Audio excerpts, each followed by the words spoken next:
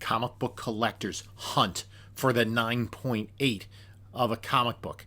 It is the ultimate, except it's not. 9.8 is not perfect. There's 9.9, there's 10. We're going to take a look at some books that have no 9.9s or 10s up next on this video from Bronzeville Comics.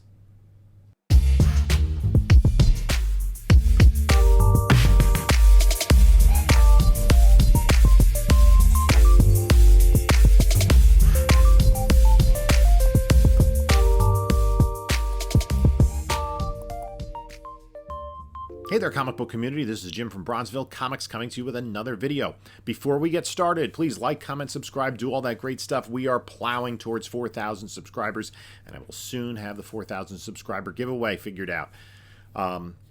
Also, follow us on other socials. We're on Instagram at Bronzeville_comics, Whatnot, Bronzeville_comics, where we do sales every Monday night at 10 p.m. Eastern. And we got some nice Silver and Bronze Age books in the pipe right now. Check us out. Follow the shows. Bookmark the shows. It's going to be some great stuff. And also, there is a link in the description of this video where if you are not yet signed up for Whatnot, you can sign up, get $10 off your first purchase regardless of who it's with. In addition, follow us on, there's also a link there to my eBay store, my email, and to the King Con 4 show, which is coming up very soon, March 25th and 26th in Islington, New Jersey. I will be set up there selling. Come by and say hi. Buy some comics. Don't buy some comics. But just come and check it out. There's so many great vendors, so many great books. It's wall-to-wall comic books. No cosplay, no pops, no anime, comic books. And if you like comic books, I imagine that's why you're here watching this channel. So in this video, I'm going to look at something kind of unique, and I'm going to look at 20 books that have no 9.9s and certainly no 10.0s on the census, but they have plenty of 9.8s. So we're going to start with 10 books that are higher value books, are books that people are really interested in. And this is just a pick, and I only picked books that had at least 1,000 9.8s. Now, recently, there was, after years, finally a copy of X-Men 4, the first appearance of Omega Red, got a single 9.9. Yeah, over 5,000 9.8s, finally the first 9.9. And there are some books, square bounds, obviously foil covers, metal covers, that are easier to get 9, 9, and 10.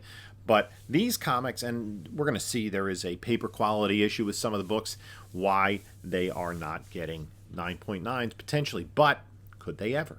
Is there a 9.9 out there that no one has discovered yet? We'll see. I don't know, but let's take a look. I'm going to go in order of the number of 9.8s that each of these books have, and I'm going to start with a personal favorite of mine, Batman Adventures 12. From 1993, the first appearance of Harley Quinn. There are 1,125 9.8s on the census. And when I'm talking about 9.8s, I only mean CGC Universal Blue Label. I'm not including Signature Series, but none of these books have 9.9s in Signature Series or even qualified condition. That would be a shame, wouldn't it? Keston did a recent video on a Golden Age book that somebody bought as a Blue Label 9.6, cracked it out, hoping to get a 9.8. They got a 9.8 qualified. Anyway, 9.8 Blue Labels, and the pricing data, I'm using fair market value from Go Collect. So Batman Adventures number 1, 1993, 1,125 9.8s on the census, and it has a fair market value of $3,000. Now, can you imagine what would be the value if a 9.9 came to market? And that's something that kind of echoes through my head as I was doing this list, and maybe we'll follow that up in another video. Take another early modern DC book. These are all moderns. I'm not picking, obviously, Fantastic Four number 1 doesn't have any 9.9s, but let's look at Sandman number 1 from 1989, has 1,116 9.8s on the census, and a fair market value of $950. Now, Batman Adventures, aimed for kids, wasn't quite printed on the same quality paper as the mainstream superhero books, like the regular Batman issues at the time. And Sandman was printed on not as sturdy paper stock as well. Let's look at another book.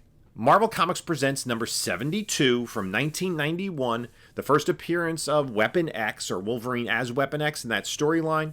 There were 1,529 9.8s on the census with a fair market value of $200. No 9.9s.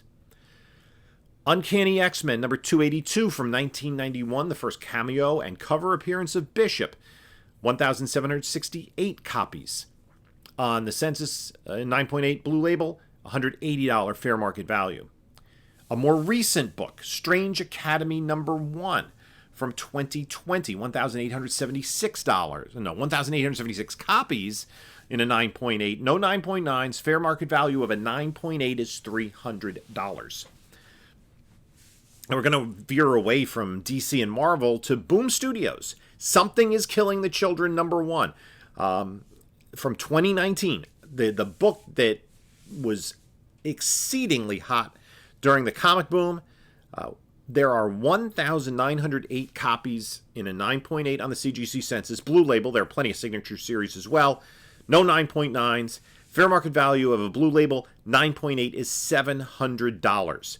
And of course, news on that property just recently that it is going to be a Netflix show, right? So some excitement about that. It's going to be live action, I believe, as well. Another modern Marvel book, Young Avengers number 1, the first appearance of Kate Bishop from 2005.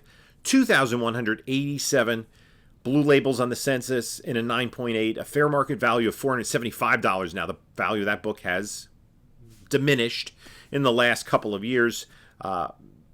There was a lot of anticipation, MCU building those characters with Patriot and Wiccan and Speed being introduced, Kid Loki even.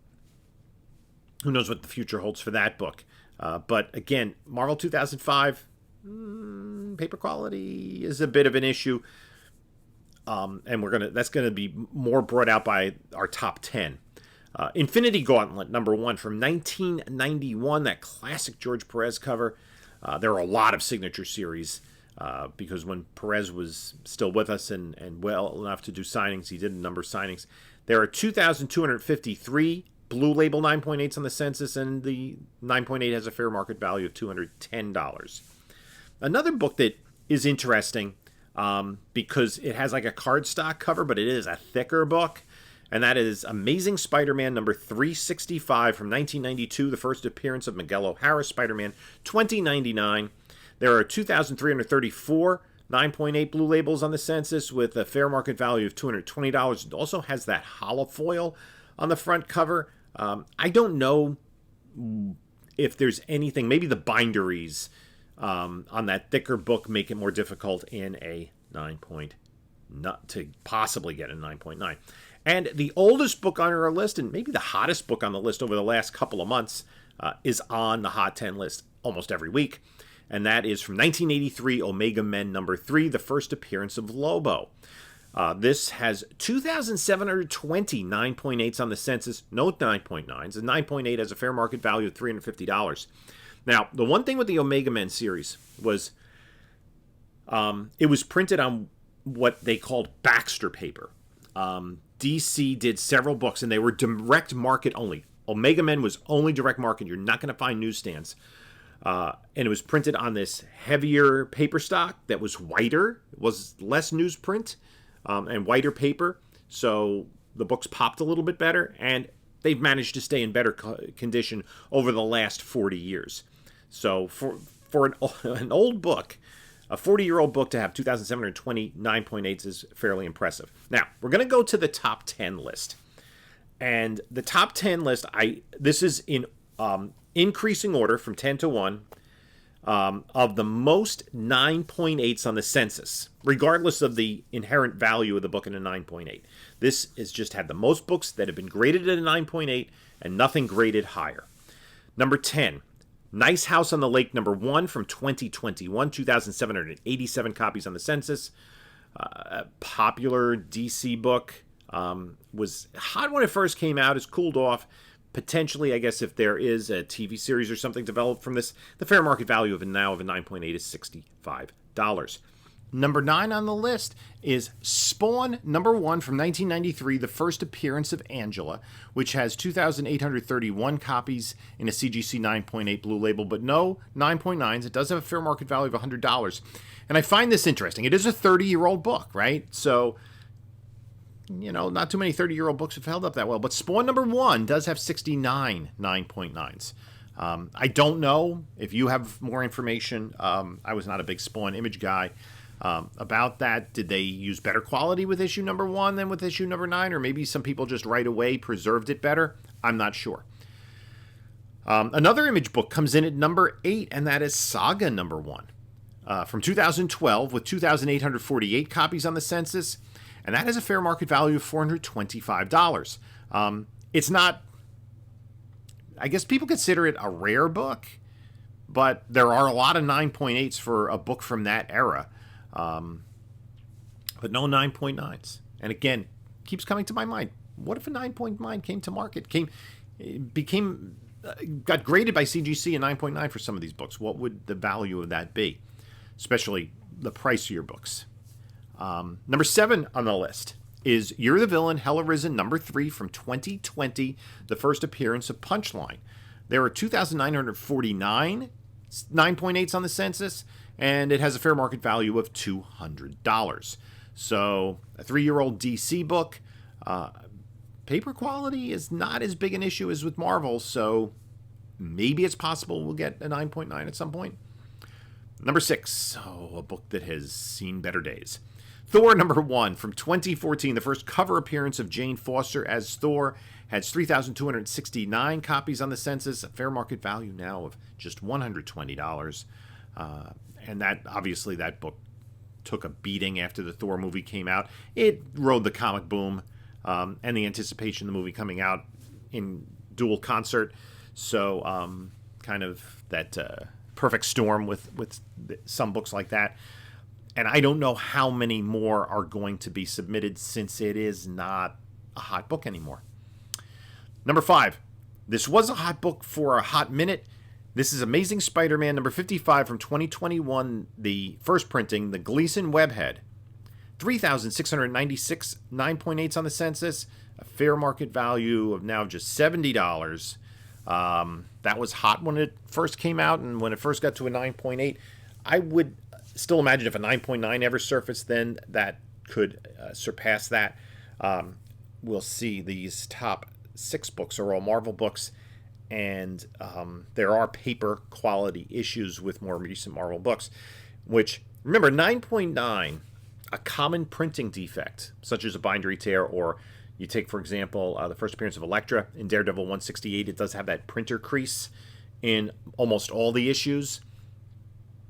That's not going to get you a 9.9.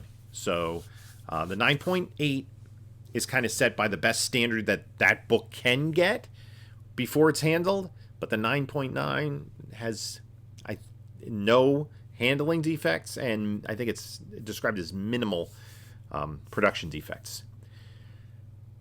Next one. What if? What if you got a 9.9? Ultimate Fallout number 4 from 2011, the first appearance of Miles Morales. There are 3,818 copies in a CGC 9.8 on the census. I'm talking about the first print. It has a fair market value today of $1,950. What if a 9.9 surfaced? Just think about the Jurjevic variant. And there are a few hundred of that, I believe. I think there are like 700 9.8s. But what if there was, for this, a single 9.9? Now, the paper quality is an issue, and the fact that it was polybagged and that polybag crease is an issue. The paper quality, a big issue with Ultimate Fallout 4. Let's go to, again, recent Marvel, paper quality issue. Venom number 3 from 2018, the first full appearance of Null. There are, as I did my research to record this, exactly 4,000 9.8s on the census in a blue label, and it does have a fair market value of $260, no 9.9s. Another recent Marvel. Well, not so recent. Darth Vader number 3 from 2015, the first appearance of Dr. Aphra. 4,069 copies in a Universal Blue label in the census. $280 fair market value. And just ahead of that, not by much, War of the Realms, New Agents of Atlas #1 from 2019, 4,098 copies on the census in a Universal Blue Label and a fair market value of $85. So let me know what you think about the books on this list.